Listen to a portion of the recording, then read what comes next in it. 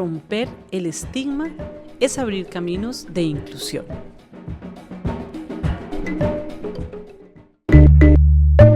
Episodio 2. El rechazo silencioso. Cómo el estigma genera exclusión. Hola, empecemos sin dilaciones este segundo episodio que hemos llamado El rechazo silencioso, o cómo el estigma genera exclusión. Y lo hemos llamado el rechazo silencioso porque el estigma es aquella condición que todo el mundo cree no tener, considera no tener, de la que no se habla y la cual rodea a las personas que usan drogas. Queremos centrarnos en el estigma y en cómo el juicio social contribuye al aislamiento y al sufrimiento de las personas que utilizan drogas y sobre todo que están en situaciones de vulnerabilidad. El estigma va mucho más allá de la prohibición legal, afecta la percepción pública, obstaculiza el acceso a servicios de apoyo y sobre todo el acceso a salud. Nuestras expertas nos explicarán cómo el autoestigma y el rechazo silencioso genera exclusión y limitan las oportunidades para construir una vida digna y libre de prejuicios. Bienvenidos. Claro, además que se parte desde la base que ya sabes que está mal consumir sustancias cuando la gente llega hasta a Energy Control, lo verbalizan, yo ya sé que está mal, por lo tanto da igual cómo lo consuma, ¿no? Y es empoderar a la persona en... Bueno, hay muchas maneras de consumirlo y hay muchas maneras también de conseguir reducir los riesgos para maximizar estos placeres que al final en población consumidora de sustancias recreativa el privilegio y lo primero que se ve son los beneficios y el placer, pero a partir de aquí cada persona es muy distinta, no podemos poner a todas las personas en el mismo patrón y al final es buscar esta manera, ¿no?, de responsabilizarse de tu propio consumo y cuidarte en esta manera y cuidar también al grupo. Es muy importante que nos cuidemos entre todas las personas que estamos juntas cuando nos vamos un día y de este punto, ¿no? Desde el cuidado, la criminalización lo que ha hecho es poner las drogas en el foco de la justicia, de la criminalización del castigo, cuando en realidad las sustancias tienen que estar mucho más en la salud, en el cuidado, en el placer.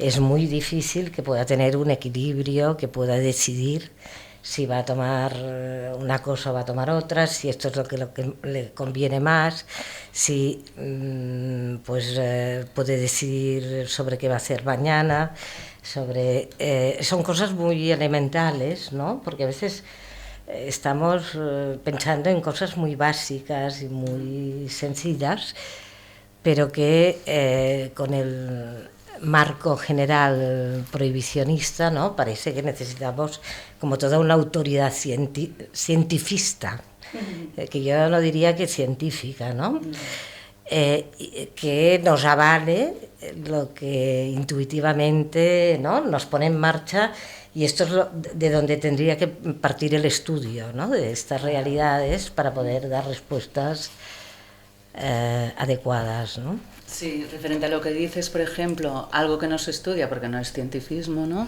es el valor de los cuidados, que apuntabas tú también. Claro, el cuidado no tiene prestigio porque el cuidado está asociado al género femenino, ¿no? Entonces todo lo que está asociado a los roles que se esperan de la mujer no tienen ese prestigio. Cuando es evidente que cuando hay cuidados en el consumo, en la noche, en el espacio que sea, los consumos... O sea, cuando en un espacio de consumo hay cuidados, el consumo es totalmente diferente. En muchos lugares del mundo los servicios de reducción de daños han sido diseñados desde una mirada estrictamente medicalizada y esto ha llevado a perder de vista el contexto y las necesidades reales de las personas que los utilizan. Cuando nos centramos en un enfoque controlado y médico, estos servicios a menudo refuerzan una lógica de autoridad que en lugar de empoderar, limita la libertad y el derecho a decidir de quiénes consumen sustancias. La supervisión constante, las normas rígidas y la falta de participación comunitaria en el diseño de estos servicios suelen convertirlos en mecanismos de control donde la agencia de las personas queda completamente relegada a un segundo plano. En lugar de ver a las personas como protagonistas activas en su propio bienestar, se les percibe como pacientes a ser tratadas. Y esto no solo los despoja de su libre albedrío, sino que además los desconecta de su entorno, de su comunidad, alienándolos de una red de apoyo que es fundamental. Y así, en lugar de fomentar el autocuidado y la conexión social, estos modelos medicalizados y centralizados los colocan en una posición como de subordinación, perpetuando la exclusión y el estigma que los servicios de reducción de daño buscan, en teoría, combatir. Lo vemos, ¿no?, con las mujeres que vienen a Medjineras, ¿no? Ellas son mujeres que te lo están diciendo, que es como yo estaba consumiendo en un piso de consumo, o los mal llamados narcopisos, porque era el lugar donde tengo cama, podía descansar, no me ve la vecina, ¿no? O sea, como también si no entendemos la utilidad y partimos de la criminalización, ¿no?, de esto está mal, ¿no? Ir a los narcopisos está mal. Bueno, vamos a preguntar por qué estas mujeres están decidiendo irse a un piso donde corren el riesgo de ser violadas, de ser asesinadas, porque hemos tenido compañeras muertas en este tipo de pisos y aún así siguen considerándolo el lugar más seguro, ¿no? Entonces, eso también tiene mucho que ver con ese estigma de ni siquiera preguntamos, ¿no? Y así también se van generando los recursos para personas que usan drogas. Es decir, tenemos espacios de consumo supervisado, acompañado, tenemos diferentes mecanismos, pero las personas que usan drogas todavía está muy lejos que estén formando parte del diseño, la implementación, el monitoreo, la evaluación de este tipo de servicios, ¿no? Es como algo, ¿no?, personas que están en múltiples situaciones de vulnerabilidad que no pueden elegir absolutamente casi nada de su día a día. Todo su día a día depende de un o una profesional que les dé permiso a, ¿no? O sea, te doy permiso para que vayas al albergue, te doy permiso para que entres no sé dónde, te doy permiso para tal. Vienes a la sala de consumo y tienes 10 minutos para consumir, hacer no sé qué. O sea, que al final, ¿no?, como estos servicios a veces se meten en esas lógicas de control, ¿no? Y eso también es como muy arriesgado, porque lo que intentamos hacer es generar esos servicios que nos son útiles. ¿Hacemos las salas de consumo para qué? ¿Para salvar vidas o para que las personas no estén en la calle y no molesten a los vecinos? Porque aunque sean dos consecuencias diferentes, diseñarlas desde una manera o diseñarlas desde otra cambia muchísimo, porque una tiene que ver con una lógica de derechos y de justicia social. Entonces, ¿cómo podemos hacer para que de alguna manera desde esas políticas de drogas, desde esas prácticas, ¿no?, esté contribuyendo a una mayor justicia social y no a una invisibilización del problema y no a un encerrar el problema en otros lugares para que no se vea, ¿no? Que es un poco, ¿no?, lo vimos con metadona, ¿no? La metadona funciona cuando la persona se ve que también tiene derecho a elegir su tratamiento. Cuando la persona se ve que si no llego a las 2 en punto me voy a quedar sin dosis, que no me puedo bajar mi dosis a no sé dónde, que ahí la adherencia al tratamiento cambia muchísimo, ¿no? Porque ya no es una herramienta de reducción de daño, sino que pasa a ser una herramienta de tratamiento de control. Bueno, yo recuerdo cuando empezamos con los programas de tratamiento con metadona, que yo ya recuerdo que en su momento eran programas de mantenimiento con metadona, y yo me negué siempre a nombrarlos así, porque entendía que tratamiento era algo mucho más amplio, ¿no? Había una cuestión que, bueno, en aquel momento las personas que habíamos empezado con los programas las políticas de disminución de riesgos y daños desde Grupo IGIA, nos dimos cuenta de que realmente la metadona daba tiempo a las personas. Porque, claro, antes era, ¿no?, como unir todo el día en función de cómo me busca la vida, cómo... Esto sigue ocurriendo, pero en aquel momento de repente había una serie de personas que tenían tiempo. Con lo cual, esto nos lleva a plantear de que, bueno, o sea, el poner estas sustancias como, bueno, es decir, me voy a tomar algo que me quite la fiebre y entonces yo me siento mucho mejor y voy a a levantarme y voy a hacer actividades. Si tienes tiempo, pues te espabilas, ¿no? Y a mí me parece que esto sirve para muchísimas situaciones, ¿no?, relacionadas con la salud mental, de incluso que las personas tengan conciencia de que pasa el tiempo y que entonces tienen que plantearse, ¿no?, cómo usarlo y cómo gestionarlo. Para las mujeres en gestación que consumen sustancias, el estigma es particularmente devastador, marcando no solamente sus experiencias de maternidad, sino también el bienestar de sus familias. Las madres que usan drogas se enfrentan a una presión y un juicio tan extremos que en muchos casos hemos visto que se les aconseja o se les empuja a considerar el aborto y una vez nacidos sus hijos se arriesgan a perder la custodia. Esta carga de estigma impacta todos los aspectos de su vida. Son cuestionadas en sus decisiones de crianza. Sus aptitudes como madres se ponen en duda y el sistema a menudo responde con medidas punitivas como la separación de sus hijos o la institucionalización de los recién nacidos. En lugar de recibir apoyo, comprensión, que son necesarios para manejar sus circunstancias de manera segura, estas mujeres se ven apartadas y tratadas como un peligro para sus propios hijos. Esta respuesta no solo perpetúa el estigma, sino que sobre todo profundiza el trauma, la vulnerabilidad y el aislamiento de estas madres que se ven obligadas a navegar en un sistema que las castiga en lugar de apoyarlas en una de las etapas más significativas de sus vidas. El estigma hacia el consumo de sustancias, lejos de proteger, expone a estas madres y a sus hijos a una serie de riesgos mucho mayores, fragmentando la familia y desconectando a las madres de los servicios y el apoyo comunitario que más necesitan en ese momento. Yo aquí incluiría también el tema de la maternidad. Claro. ¿No? Y la Sí. barrera que esto supone, ¿no?, para acceder a servicios. Claro. Porque, bueno, está en el imaginario colectivo el hecho de que si tú accedes a un servicio y, bueno, manifiestas tus consumos y eres mamá,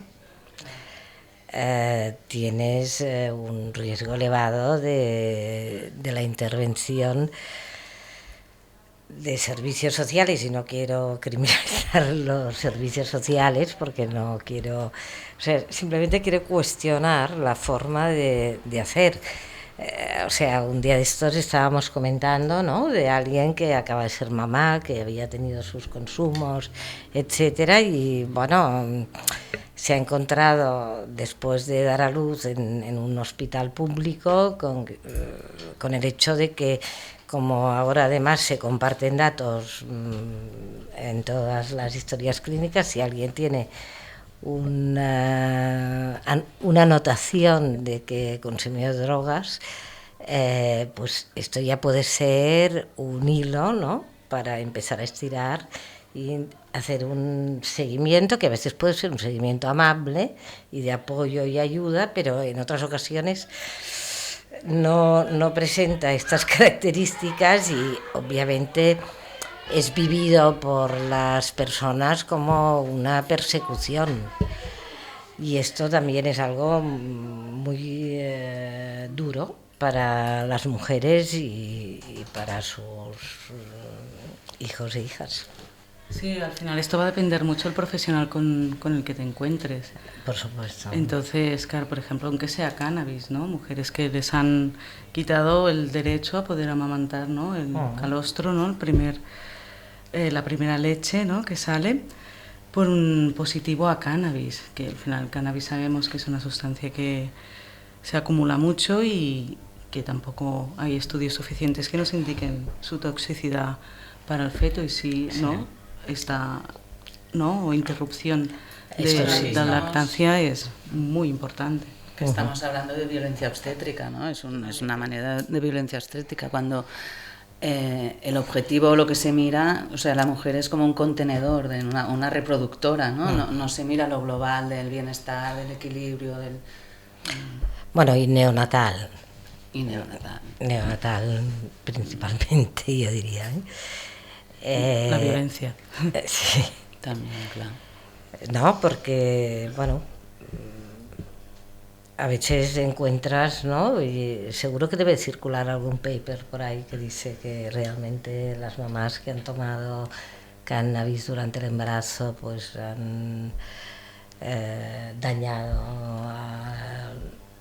pero tampoco hay estudios concluyentes acerca de esto, y si hay alguno, por ejemplo, en Jamaica, yo recuerdo una presentación en Langas de 2016, si no recuerdo mal, donde no había ningún tipo de conocimiento y evidencia sobre los daños ocasionados por un consumo continuado de cannabis. O sea, con esto no quiero decir que todo va bien y todo es fantástico, etcétera, pero tampoco podemos demostrar lo contrario, porque resulta que estudios cientifistas objetivos no se pueden hacer, porque una mamá embarazada, ¿cómo vamos a darle cannabis, vamos a tener un grupo control, etcétera?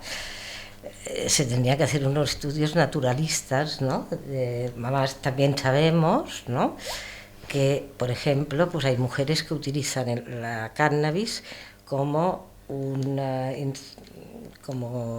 recurso de reducción de daños para el consumo de otras sustancias que pueden ser más dañinas para el feto. O sea que, en realidad, en lugar de un problema pasamos a verlo como una solución, ¿no? O sea, es que esta posibilidad de relativizar, ¿no?, todos estos discursos tan contundentes acerca de los daños y riesgos, tendríamos que empezar a poder relativizar. Bueno, sobre todo cuando hay también en riesgo el vínculo de la madre con el bebé y el inicio de la lactancia, cuando ya hay estudios suficientes que demuestran los beneficios en el vínculo materno-filial, pero también en una lactancia de éxito, el poder iniciarla cuanto antes mejor. Entonces aquí hay que evaluar un poco siempre el balance entre los riesgos de cada parte. La reducción de daños no solo implica el suministro de herramientas para un consumo más seguro, sino que también debe ser un enfoque que brinde opciones básicas de bienestar, que ofrezca a las personas espacios donde dormir, donde descansar o simplemente donde estar. Lugares donde las personas que usan drogas o que están en situación de vulnerabilidad puedan charlar, puedan conectarse y hacer actividades que no necesariamente giren en torno al consumo.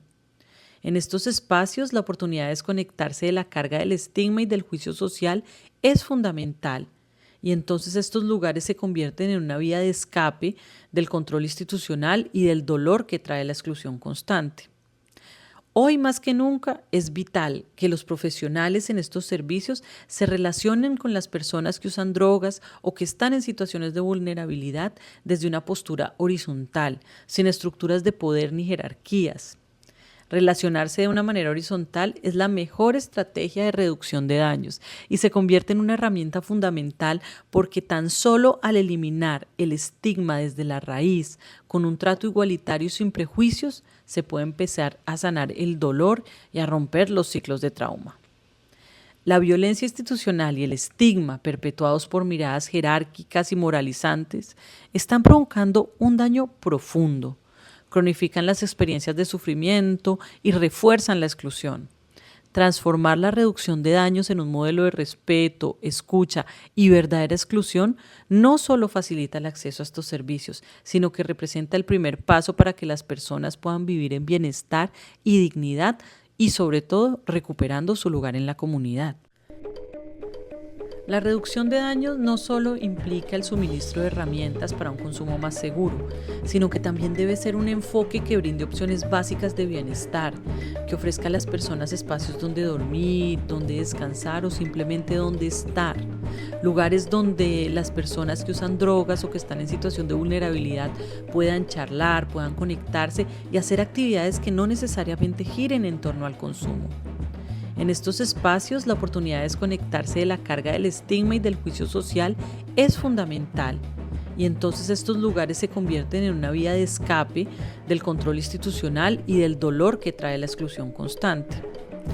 Hoy más que nunca es vital que los profesionales en estos servicios se relacionen con las personas que usan drogas o que están en situaciones de vulnerabilidad desde una postura horizontal, sin estructuras de poder ni jerarquías. Relacionarse de una manera horizontal es la mejor estrategia de reducción de daños y se convierte en una herramienta fundamental porque tan solo al eliminar el estigma desde la raíz, con un trato igualitario y sin prejuicios, se puede empezar a sanar el dolor y a romper los ciclos de trauma. La violencia institucional y el estigma perpetuados por miradas jerárquicas y moralizantes están provocando un daño profundo. Cronifican las experiencias de sufrimiento y refuerzan la exclusión. Transformar la reducción de daños en un modelo de respeto, escucha y verdadera exclusión no solo facilita el acceso a estos servicios, sino que representa el primer paso para que las personas puedan vivir en bienestar y dignidad y sobre todo recuperando su lugar en la comunidad. Esas barreras de acceso constantes, ¿no? Esas barreras de acceso constantes a las redes estandarizadas de atención, ¿no? Entonces, esa mirada que tú estabas diciendo de entender la reducción de daños no como una suma de estrategias, sino como esa mirada que puede ser toda, nos lleva mucho a que, claro, ahora que vemos cómo va aumentando, como mínimo entre las mujeres, el consumo de metanfetamina, ¿no? A mí me dices, el espacio de consumo es el espacio de reducción de daños. Te digo, no, la mayor herramienta que tenemos en Metineras de reducción de daños son las camas. Porque sabemos que ante la metanfetamina lo mejor que puedes hacer es dormir. Y la cantidad de ingresos psiquiátricos que se están frenando por el mero hecho de tener unas camas, que nosotros no estamos abiertas 24 horas, ojalá, porque sería muy necesario, pero solamente con que puedas hacer una siesta de 4 horas es brutal, ¿no? Pero si solo nos hemos centrado en las sustancias, en dar jeringas limpias, en que tengan pipas, en que tengan no sé qué, se nos olvida esta otra parte, ¿no? El tiempo y el descanso. El tiempo y el descanso y el agua. Y además que el espacio calor-café ya no funciona con la metanfetamina, ¿no? O sea, ya necesitas otro tipo de espacios, ¿no? Y el descanso es básico. Pueden estar varios días sin dormir y esto evidentemente pues afecta muchísimo, ¿no? En tu estado básico de salud, y el descansar nada 4 horitas ya te hace romper con toda la dinámica, ¿no? Estas barreras que son continuas, ¿no? En todas las diferentes redes de atención, y además que te los vas encontrando en el día a día, hacen que al final nos encontremos con personas que están en cronificadas situaciones de exclusión y vulnerabilidad, ¿no? Donde su día a día es un poco, es verdad que están vivas, pero están sobreviviendo, ¿no? De alguna manera no están viviendo en este sentido, ¿no? Y la importancia de poder trabajar con los diferentes equipos profesionales, dar formaciones realmente libres de estigma y desde esta mirada multidisciplinar, ¿no? Que no sea solamente esa mirada sanitarista que ha estado predominando, sino que podamos tener esa mirada mucho más holística e integral, que además nos permita definir unos servicios que ponen a la persona en el centro, ¿no? Que no tengas a una mujer que de repente se encuentra que para vivienda tiene que ir a un lugar, para el tema de recuperar la custodia de las criaturas tiene que ir a otro, para el tema de afirmación de género tenga que irse a otro lugar, ¿no? Y de repente en cada uno de los lugares les dan unas instrucciones que son contradictorias, porque cada una la ve de una manera muy fragmentada. Entonces ellas se encuentran que de alguna manera, si hacen una historia, les va a funcionar para esto, pero no para lo siguiente, ¿no? Entonces no estamos dando esa mirada donde ellas puedan decir esto a mí sí me va a funcionar, porque además no se las escucha demasiado a la hora de definir sus procesos de acompañamiento, ¿no? Entonces esa importancia de ponerlas a ellas en el centro y definir servicios que tengan esa mirada mucho más de 360 grados es importantísimo, ¿no? Y no tan centrados en una u otro aspectos de la persona, ¿no? Y al poder leer la situación en su globalidad, tampoco vamos a maximizar las respuestas, ¿no? A veces pensando pequeñito, pues movemos más cosas que queriendo dar unos servicios que dan unas respuestas que por regla general suelen ser muy fragmentadas, como muy superficiales, ¿no? Porque nos parece que entrar a la cuestión individual y específica, pues es como bajar a un nivel que no responde, ¿no?, a estas estandarizaciones que nos hacen estos diagnósticos más relacionados con frecuencias estadísticas, porque, para ejemplo, tenemos el DSM-5 que va por ahí, ¿no? A pesar de que, bueno, pues tiene también su eje de factores sociales, etcétera, pero es como un poco para redondear una cuestión sin entrar a la realidad concreta de aquella persona, a mi forma de entender. Sí, además también añadiendo pues el concepto de autoeficacia, ¿no? Volver el empoderamiento a estas personas que han sufrido un estigma por el uso de sustancias y lo que comentabas, Tres, rebajar los objetivos y las expectativas e ir a cositas pequeñas que pueden hacer que esta persona vea que tiene capacidad de hacer cambios, pero hacerlo gradualmente y sobre todo no poniendo el foco o el primer objetivo, la abstinencia de estas sustancias. Poniendo mucho énfasis en que las personas tienen sus conocimientos y tienen sus estrategias. Y esas son las que tienen que estar liderando los procesos. Y esas son las que además pueden servir a sus compañeras. Por lo tanto, tener espacios que no hay interferencia profesional o que la profesional está aprendiendo y acompañando en la medida de lo posible, pero sobre todo aprendiendo, escuchando, intentando potenciar esas estrategias de supervivencia y no intentando generar mecanismos que incluso son artificiosos y que acaban, ¿no?, infantilizando y quitando más herramientas a las compañeras. A mí me sorprendió mucho el cómo los mayores cambios y los mayores beneficios vinieron de ver a las mujeres que por primera vez se sentaban juntas sin sentirse juzgadas y sin hombres alrededor, ¿no? Cómo de repente empezaron a ellas mismas generar. Llevábamos un montón de tiempo comiéndonos la cabeza de cómo hacer que las mujeres llegaran más a los albergues. Bueno, pues se sentaron una tarde y de repente pusieron, es que yo lo que no quiero es ir sola al albergue. Y el mero hecho de tener a 5 chavalas que a las 8 de la tarde o a las 7 de la tarde salían juntas, hizo que el nivel de adherencia al albergue se ampliara muchísimo, ¿no? Pero eso llevábamos meses y meses y meses intentando ver cómo hacerlo porque no teníamos esa mirada también, ¿no?, que yo creo que desde los feminismos es tan importante, que es el apoyo mutuo, es la solidaridad, es el hacerlo entre nosotras, es que la resiliencia no es individual, es colectiva. Y cuando hemos hablado de drogas y lo hablamos de la manera y los tratamientos, cómo los estamos desarrollando, son esa mirada súper individual. Tú tienes el problema con las drogas, tú tienes que dejarlo, tú tienes que hacerte el tratamiento, tú tienes que hacer. Cuando en realidad lo que vemos es que las mujeres que vienen a medicinar, cuanto más tiempo están en medicinar, menos consumen. Y menos consumen porque de repente están en comunidad, porque de repente no hay que llenar las horas, no se tiene tanto miedo. Entonces, esa mirada más colectiva del acompañamiento y de la resiliencia tiene mucho que ver también luego cómo nos abordaremos, ¿no? El cómo, bueno, nosotras vemos que muchas de las mujeres no quieren irse del barrio. Y si no entran a tratamiento es porque les supone dejar a sus comunidades, porque lo que se hace al final es criminalizar a todo tu entorno, ¿no? Es de, vete y mantente en entornos libres de drogas. Eso es imposible, ¿no? A no ser que deje todos mis vínculos. Entonces, ¿cómo la importancia de también darle la vuelta a esto y ver que el acompañamiento, que el cuidado, ¿no?, que la mejora del bienestar no es solamente individual, sino también es colectivo y lo podemos hacer colectivamente y además hay que potenciar hacerlo en los barrios. No se trata de que la sustancia, sino que aprendas a tú, la sustancia que a ti no te sienta bien, a relacionarte diferente o a no relacionarte. Con la mirada también está muy única de salud, que viene también de la reducción de daños, de entenderlos como enfermos o pacientes, ¿no?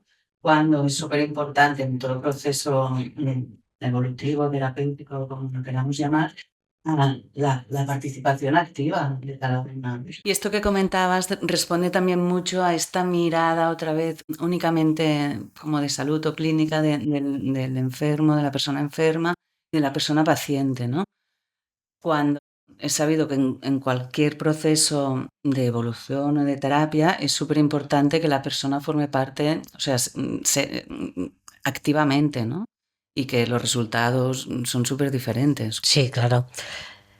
Lo que pasa es que a mí tampoco me parece que lo de decir que cuando una persona está enferma está necesariamente excluida de la participación, tampoco estaría muy de acuerdo.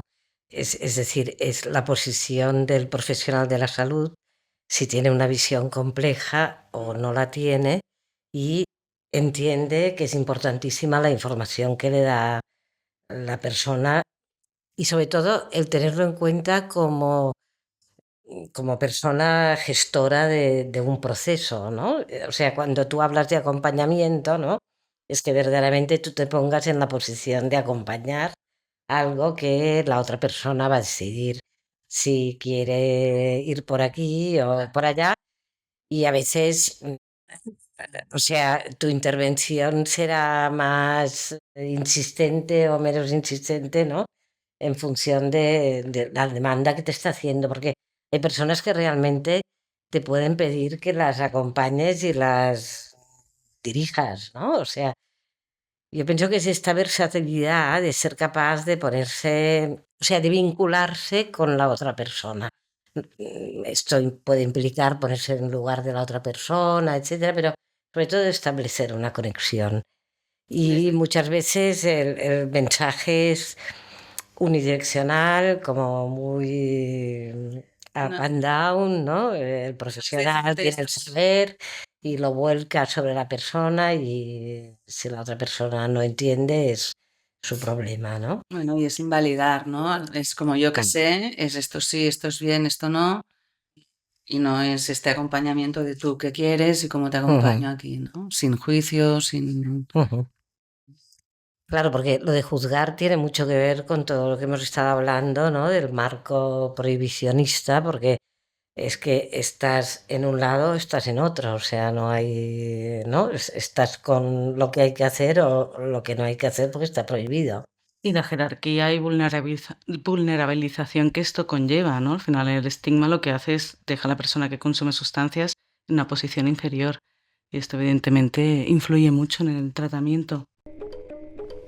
La posibilidad de reducir las barreras de acceso para las personas que usan drogas está hoy en manos de quienes las acompañamos y asistimos, de quienes día a día tenemos contacto directo con aquellos que enfrentan situaciones de extrema vulnerabilidad. Los profesionales de la salud, de los servicios sociales, de las instituciones y organizaciones somos piezas claves. Si erradicamos nuestros propios prejuicios, sean conscientes o inconscientes, podremos desmantelar estas barreras y entonces habremos dado un gran paso hacia la transformación de las realidades de exclusión social. La invitación hoy es clara y urgente.